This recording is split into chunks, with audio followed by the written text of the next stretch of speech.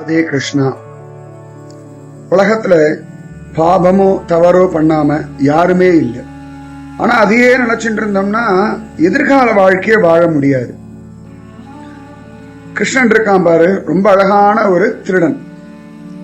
அவன் வெண்ணையை மட்டும் திருடுறதில்ல, நம்ம உள்ளத்தை மட்டும் திருடுறதில்ல, நம்முடைய பாவங்களையும் திருடுறான்.